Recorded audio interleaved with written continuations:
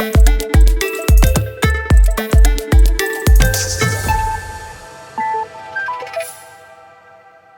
dear students. So now we are going to start variable mass system.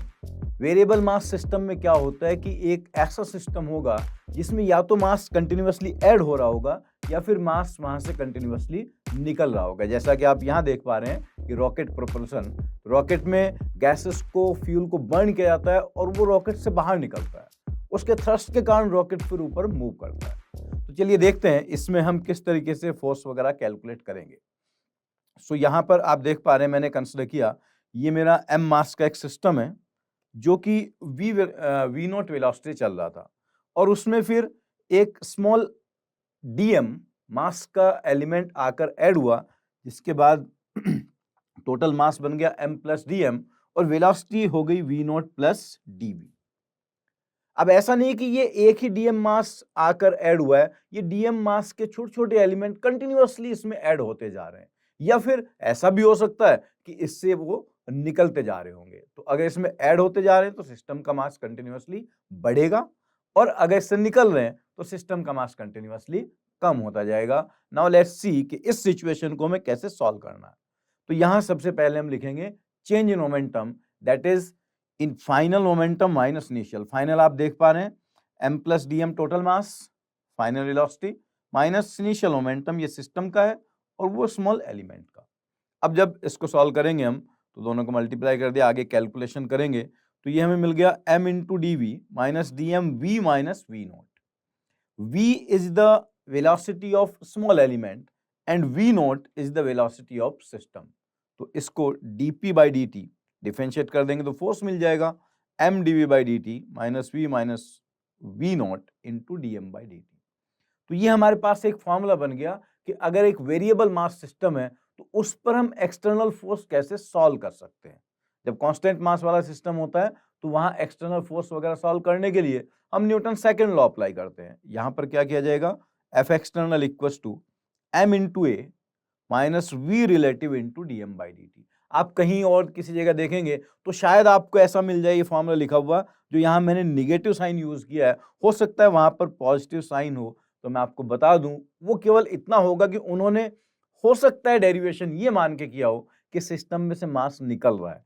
तो जो मेरा यहाँ m प्लस डी एम है, हो सकता है उन्होंने वहां पर m minus D M consider किया हो। दोनों से आंसर सही आएगा if you are using correct sign convention. आप जब अननोन की वैल्यू रखेंगे, अगर वो विद साइन रखेंगे तो आपका आंसर दोनों से ही सही आएगा। ओके, अब इसमें देखते हैं एक एक टर्म क्या रिप्रेजेंट कर रहा है। v relative into dm by dt, this term is very important. v relative is the velocity of that small dm mass with respect to system, और ये पूरा जो पार्ट बन जाता है v relative dm by dt, this is called thrust by small mass on the system। वो जो मास आकर ऐड होगा या निकलेगा वो सिस्टम पर कितना फोर्स लगा कर जाएगा, that is called thrust। अगर सिस्टम का मास इंक्रीज कर रहा है तो डीएम बाई डी टी को आप पॉजिटिव कंसिडर करेंगे, सिस्टम का मास डिक्रीज हो रहा है तो DM by D T negative. V relative velocity of small mass DM with respect to the system, and A acceleration of system, and this M is the mass of system. So this is how you will apply equation to find external force on a system of variable mass. Okay, so I hope यहां तक आपको ये बात समझ में आ गई होगी। F external is net external force acting on the system। अब चलिए इससे देखते हैं कि रॉकेट प्रोपल्शन में ये चीज कैसे यूज होती है और रॉकेट की वेलोसिटी किसी t टाइम पर हम कैसे सॉल्व कर सकते हैं। तो देखिए ये हमारा एक रॉकेट है जिसकी इनिशियल वेलोसिटी है u naught, t equals to 0 पर, मास इसका m नॉट है और फिर इससे हम अंदर जो गैसेस हैं, जो इसका फ्यूल है, उसको बर्न कर रहे हैं, उसकी गैसेस बन रही है और उनको नीचे की तरफ ये रॉकेट एक्सपेल कर रहा है। वो वेलोसिटी है v रिलेटिव, और मान लीजिए मास यहां से निकल रहा है at a rate of dm by dt, rate of change of mass. तो अब ये जो मास नीचे की तरफ निकल रहा है, ये इस पर थ्रस्ट किधर लगाएगा, ऊपर की तरफ। रॉकेट ने गैसेस को नीचे की तरफ फेंका, तो जितना फोर्स रॉकेट गैसेस पर नीचे लगाएगा, गैसेस रॉकेट पर उतना ही फोर्स ऊपर लगाएंगे, न्यूटन थर्ड लॉ। तो यहां पर आप देख सकते हैं thrust force on the rocket v रिलेटिव इनटू dm बाई dt, और एक और फोर्स लग रहा है जो रॉकेट का अपना वेट होगा नीचे की तरफ mg। ये दो फोर्स इस पर लग रहे हैं। So for motion of rocket, अगर रॉकेट का एक्सेलरेशन a है जिसको हम dv/dt लिखेंगे, rate of change of velocity, so that will be thrust force minus mg। ये इक्वेशन हमारी बन जाएगी mdv/dt, thrust force minus mg। Thrust force की इसमें वैल्यू पुट कर दिया आपने। आप थोड़ा सा कैलकुलेट करोगे, dt वाले टर्म को एक तरफ ले गए, dv equal to v relative dm/m, और ये m इधर से कैंसिल हो जाएगा। अब इसको इंटीग्रेट करोगे, रॉकेट की वेलोसिटी u नॉट से v final velocity, v relative dm/m minus gt not, तो रिलेशन ये बन जाएगा v minus u not v relative। v relative is velocity of gases expelled with respect to the rocket itself. It is not actual velocity of those gases. ये gases की velocity होगी with respect to rocket.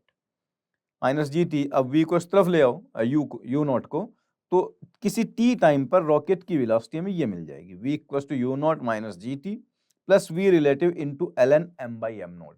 अब यहाँ ध्यान देने वाली बात ये है, वो जो गैसेस हैं नीचे की तरफ निकल रही है, तो ये जो वी होगा, जब आप इसकी वैल्यू पुट करोगे, विद साइन पुट करोगे, तो वी विद साइन नेगेटिव आएगा, और ln m/m नॉट, तो आप ध्यान दीजिए m नॉट इनिशियल मास है और m मास किसी t टाइम के बाद है, तो m/m not, ln m/m naught भी नेगेटिव होगा, तो ये एंटायर टर्म पॉजिटिव ही रहेगा। ये एंटायर टर्म पॉजिटिव रहेगा, तो जो वेलोसिटी बनेगी v equals to u naught minus gt plus V R ln m/m naught. इसमें वी भी निगेटिव, ln m/m नॉट भी निगेटिव, जो आप इनिशियली यहां भी देख सकते हैं, वी निगेटिव है और मास क्योंकि डिक्रीज हो रहा है, सिस्टम से निकल रहा है, तो dm/dt निगेटिव आएगा। So this is how we calculate velocity of rocket at any time t। Initial velocity 0 होगा तो आप u नॉट को 0 पुट कर दोगे। ज्यादातर क्वेश्चन ऐसे ही होते हैं जिनमें लिखा होता है that rocket is starting from rest. So I think this is by now is clear to you. Okay, चलिए अब इस पर एक क्वेश्चन सॉल्व करते हैं। ये एक रॉकेट है जिसका मास है 1000 kg। इससे गैसेस निकल रही हैं 100 मीटर पर सेकेंड से with respect to the rocket. So this is relative velocity of gases.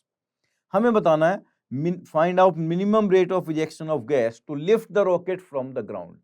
तो गैसेस किस रेट से निकलनी चाहिए ताकि ये रॉकेट ग्राउंड से उठ सके। इसका मास यहां पर है 10,000 kg। तो अब किस तरीके से इसको सॉल्व करेंगे, देखिए यहां पर जब गैसेस नीचे की तरफ निकलेंगी तो वो थ्रस्ट किधर लगाएंगे, इस पर ऊपर की तरफ। थ्रस्ट फोर्स ऊपर की तरफ लगेगा और इसको ऊपर उठाना है तो वो इसके वेट से ज्यादा होना चाहिए। तो आप सिंपली ये कह सकते हैं thrust force this is equal to weight of the rocket. Just ऊपर उठाना है, क्वेश्चन में ये नहीं लिखा है कि इसको एक्सेलरेशन देना है। तो थ्रस्ट फोर्स होगा v रिलेटिव into dm/dt and this is equal to weight of the rocket. v relative is given 100 into dm/dt and this is equal to 10,000 into g की वैल्यू 10 हो गई।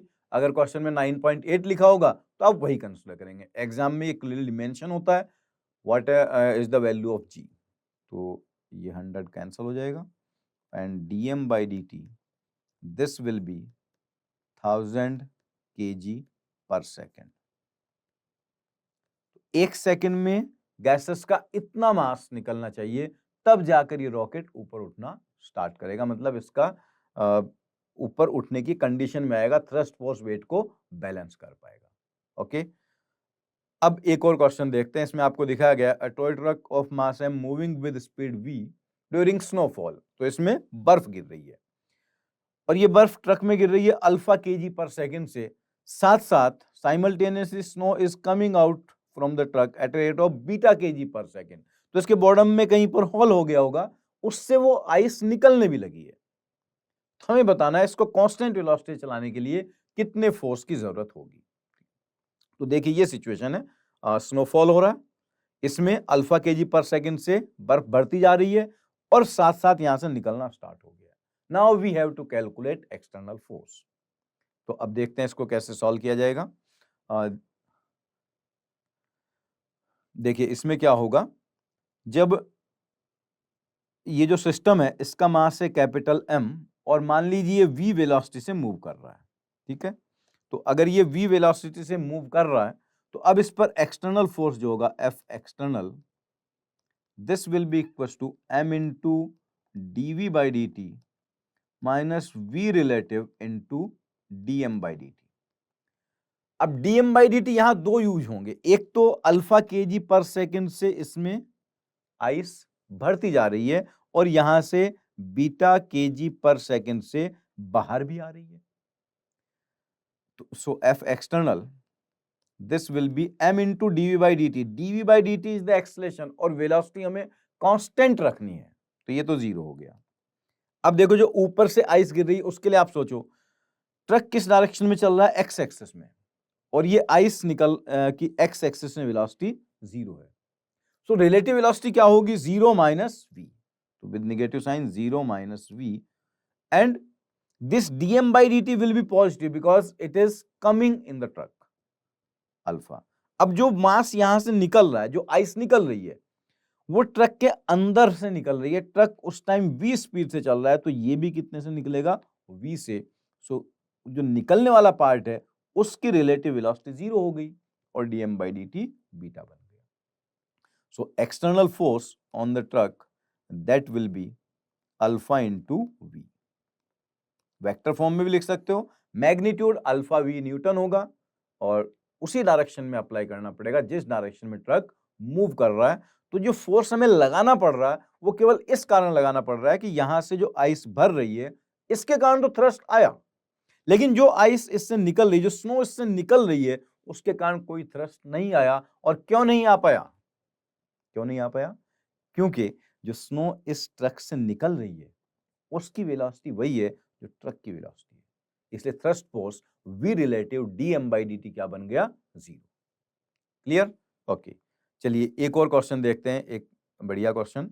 यहां पर एक चेन रखा हुआ है, इस चेन का लेंथ L, पहले ये चेन पूरा ऐसे सीधा रखा रहा होगा, कैपिटल L लेंथ का चेन, और फिर आपने क्या किया, इस एंड को पकड़ा और पकड़कर यहां से ऐसे पीछे ले जाने लगे, तो किसी टाइम पर ये कुछ इस टाइप का दिखाई देगा जब आप पीछे ले जाएंगे। हमें कैलकुलेट करना है what force must you apply to move the end with constant velocity. इसको कितनी फोर्स लगाना पड़ेगा अपने हाथ से ताकि कांस्टेंट वेलोसिटी से खींच सको। फिर ये बताना है कि जब ये पूरा चेन सीधा हो जाएगा, आप खींच लोगे पूरा इसको, जैसे अगर ये एंड हमारे पास ए एंड है और ये बी है, तो पूरा सीधा होने का मतलब ए एंड आगे आ जाएगा और बी एंड पीछे हो जाएगा। तो उस टाइम तक आप कितना वर्क कर चुके होंगे और उस वर्क का कितना पार्ट हीट में कन्वर्ट होगा, तो ये हमें सॉल्व करना है। देखिए इसको वेरिएबल मास सिस्टम से सॉल्व करते हैं। सपोज पहले ये वो चेन है ए बी, इसका लेंथ है कैपिटल एल, और फिर आपने यहां अपने हैंड से पकड़ा और उसको पीछे खींचना शुरू किया। तो देखिए जब आपका हैंड इस पॉइंट पर होगा, चेन कुछ ऐसे होगी। अगर आपका हैंड x डिस्टेंस पीछे चला गया तो ये जो चेन जितना आप ऊपर उठा चुके हैं, जो चेन वाला पार्ट मूव कर रहा है जिसे मैं सिस्टम मानने जा रहा हूं, इसका लेंथ होगा x बाई टू। ये टोटल लेंथ अगर x था तो x बाई टू तो अभी ग्राउंड पर ही पड़ा होगा रेस्ट में, और ऊपर वाला x बाई टू मूव कर रहा होगा। अब फोर्स जो होता है F equals to that is m into D v by D T minus we relative into dm by dt। v relative means यहां से जो छोटा सा एलिमेंट अब ऊपर जाकर ऐड होने वाला है उसकी वेलोसिटी अभी जीरो है और सिस्टम की वेलोसिटी v है, तो उसकी सिस्टम के रेस्पेक्ट में क्या होगी, zero minus v। So f equals to, ये टर्म तो जीरो बन गया, कांस्टेंट वेलोसिटी चलाना है, माइनस v रिलेटिव v हुआ into dm by dt, the rate of change of mass. तो देखिए अगर हमारा हाथ dx डिस्टेंस आगे बढ़ेगा तो सिस्टम में मास कितना ऐड होगा, dx by two. dx add नहीं होगा, जैसे यहां था, अगर x मेरा हाथ पीछे गया तो ऊपर जो चेन का लेंथ जो चल रहा है वो x बाई टू है और नीचे भी x बाई टू है जो यहां रेस्ट में है। सो इनटू dm बाई dt होगा, dm को हम लिख सकते हैं lambda into dx by two, तो ये बनेगा lambda by two into dx by dt, and dx by dt is again velocity. So force required, अच्छा ये वेलोसिटी निगेटिव था, this is equal to lambda into v square by 2। अब आप ध्यान देंगे तो यहाँ इस क्वेश्चन में इन्होंने मास डेंसिटी को सिग्मा माना था, जिसको मैंने बाय मिस्टेक लैम्डा लिख दिया है, तो लैम्डा की जगह एक्चुअली ये सिग्मा है। सो this is force will be sigma v square by 2। इतना फोर्स हमें लगाना पड़ेगा।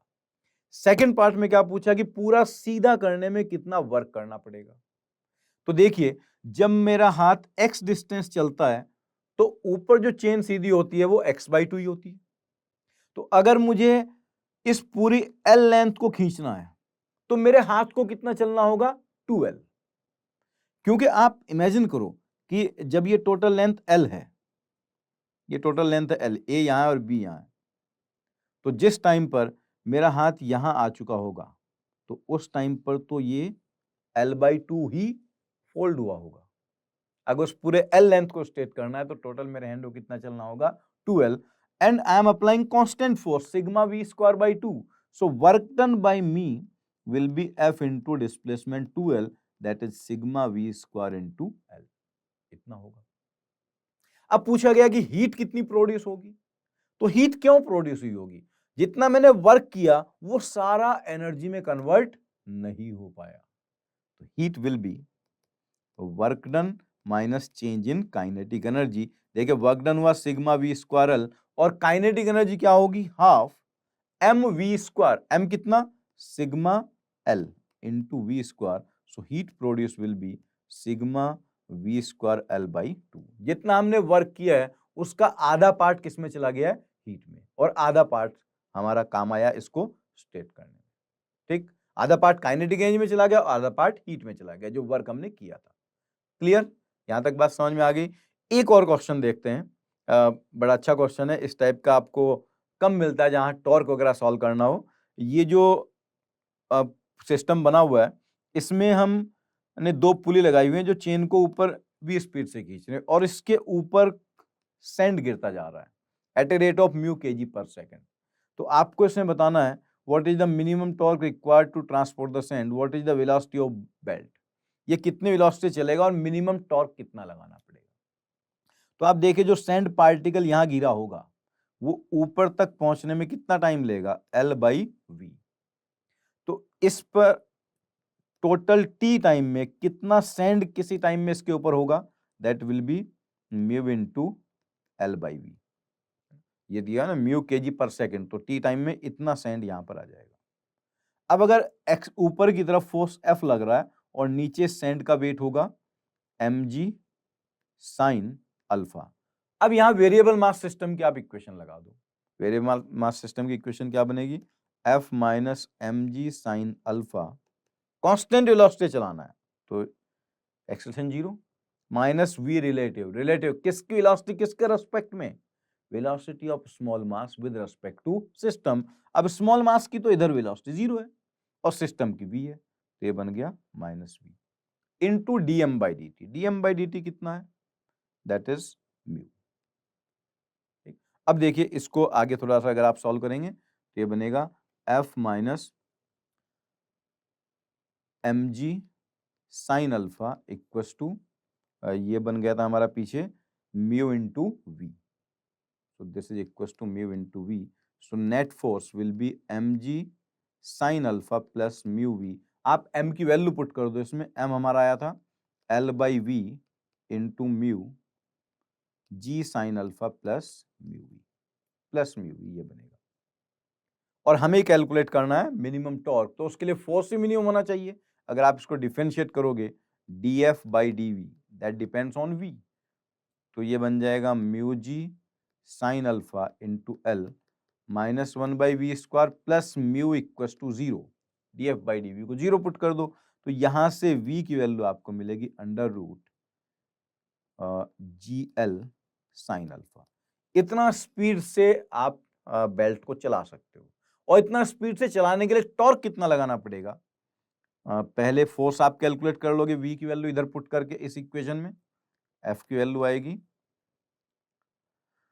L mu g sine alpha upon under root GL sine alpha plus mu under root g L sine alpha. अब देखिए under root g L sine alpha, ऊपर भी under root g L sine alpha बन जाएगा, जो under root g L sine alpha common आ जाएगा तो ये बनेगा 2 mu under root g L sine alpha.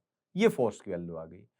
Minimum torque कितना लगाना होगा, tau equals to F into r and this will be 2 mu r under root g L sine alpha. Minimum torque के लिए मिनिमम फोर्स चाहिए, इसीलिए हमने force को differentiate किया था।